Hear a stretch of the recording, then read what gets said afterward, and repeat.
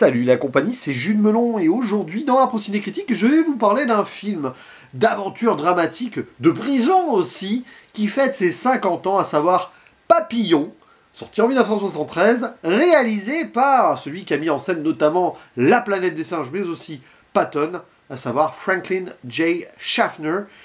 Et au casting, dans les rôles principaux, celui donc qui interprète le personnage titre, Henri Charrière dit Papillon, Steve McQueen, et à ses côtés, Dustin Hoffman, lui qui commençait vraiment à être au fait de sa carrière, après ses débuts, tout moins dans un grand rôle très remarqué dans Le Lauréat, Les Chiens de Paille, Little Big Man, Midnight Cowboy, et j'en passe, tandis que McQueen, lui, il était vraiment au sommet de sa gloire depuis un petit moment, notamment suite aux 7 mercenaires et la grande évasion dont j'ai parlé il y a quelques semaines. Il y a Bullitt aussi. Bon, et ici il s'agit donc d'un récit autobiographique plus ou moins mis en fiction, mais est-ce que déjà dans l'autobiographie il n'y avait pas un peu de fiction? On ne saura jamais vraiment. Qui raconte l'histoire donc de Henri Charrière, qui est un prisonnier français, enfin c'est quelqu'un qui a été arrêté et envoyé aux travaux forcés à perpétuité en Guyane, le bagne. Alors lui il clame son innocence, peu importe, ou pas, on ne sait pas. Ce qui est sûr, c'est qu'envoyé là-bas, il va rencontrer des gens, et notamment lors de la traversée qui le mène donc en Guyane, un faussaire nommé Louis Delga, avec qui il va lier une amitié, quelque chose, voilà, une entente tout d'abord, puisque ce dernier pourrait financer éventuellement une évasion, mais bon. Et ensuite ils vont vraiment avoir cette solidarité-là, d'autant plus que, oui, Charrière, il n'a qu'une envie, c'est s'envoler, tel le papillon. C'est prédestiné, ce tatouage qu'il a sur le corps. S'évader, mais ça paraît totalement impossible. Pourtant, il va essayer, à plusieurs reprises, et ça va être compliqué. Et le film va fonctionner sur cet effet de répétition-là. On avance, on s'en sort, finalement, on est rattrapé, tout ça, c'est un peu le mythe de Sisyphe, si vous connaissez. Et ça dure 2h30, c'est âpre, c'est un film qui est assez dur quand même. Et c'est particulier parce que, bon, déjà je le découvre sur le tard, comme d'autres films assez cultes de cette époque, mais alors il a une très bonne réputation, il a des notes extraordinaires, une très bonne moyenne sur Sens Critique par exemple. Pourtant, ce n'est pas le premier film qu'on va nommer dans la carrière déjà du réalisateur, La Planète des Singes et même Patton. Mais même pour Steve McQueen, j'en ai cité quelques-uns, ou Dustin Hoffman, pareil. C'est assez paradoxal, et le film fonctionne sur ce doux paradoxe, ou pas doux justement, puisqu'on a un décor qui est très tropical, paradisiaque, là-bas, mais on va se concentrer sur la dureté de cette vie de bagnat, et aussi les moments huis clos, enfermés dans l'obscurité, et même quand on est dans la jungle et tout, à s'évader, c'est pas la joie non plus. Et c'est assez fort, parce que c'est un film qui est quand même bercé d'une grosse production, je pense, et qui ose pas mal de trucs, qui fait que, par exemple, ça joue sur le temps, ça se dilue, il y a des ellipses, mais aussi le moment qui dure, tout cela, et c'est pas forcément très commercial, entre guillemets.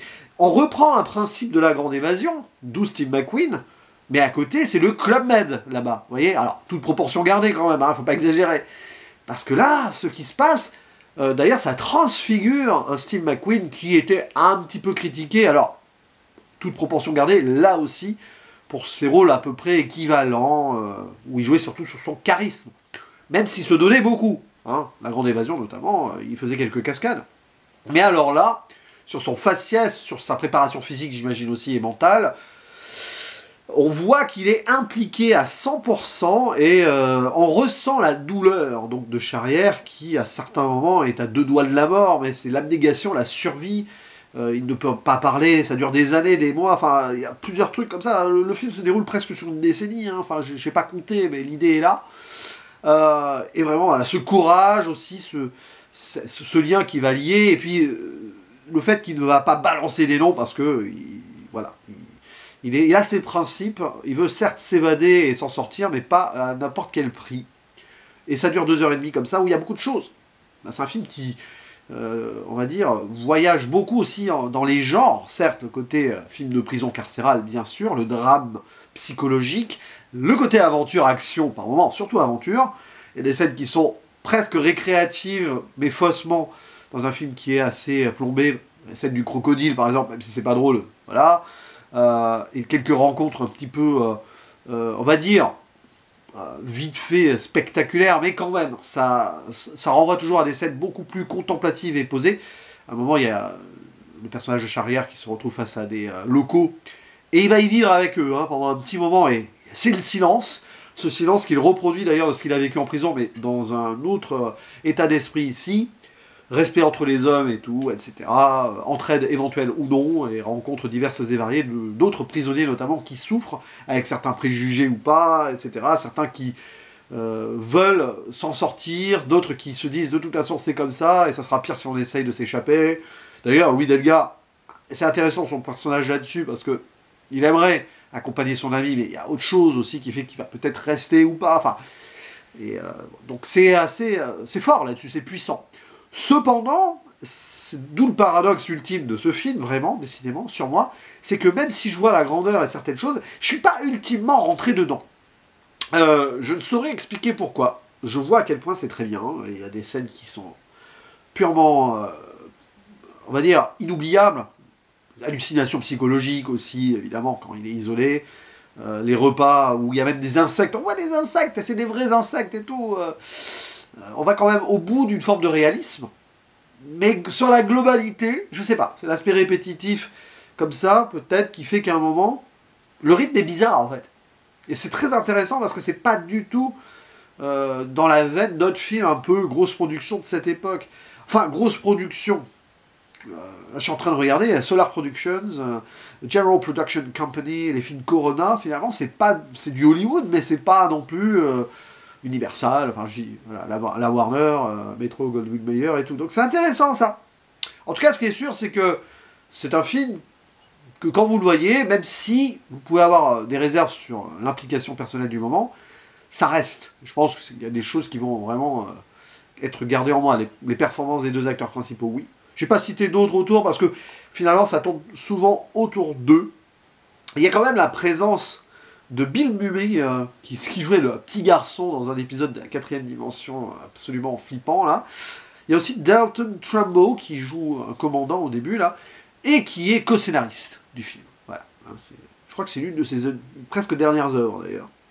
Donc voilà. C'est un film à voir quand même, quoi qu'il arrive, pour la postérité, pour le côté fausse aventure, tension carcérale, mais de psychologie, pas forcément entre les prisonniers, même si, notamment sur le bateau au début, ça... Hein. Et alors, il y a eu un remake que je n'ai pas vu, sorti en 2018 ou 2019, en ces eaux-là en tout cas, avec Rami Malek et Charlie Hunnam, je crois aussi, et je questionne l'utilité d'en faire un remake, peut-être justement pour essayer de le remettre en avant, un film qui aurait pu encore être beaucoup plus connu, même s'il l'est.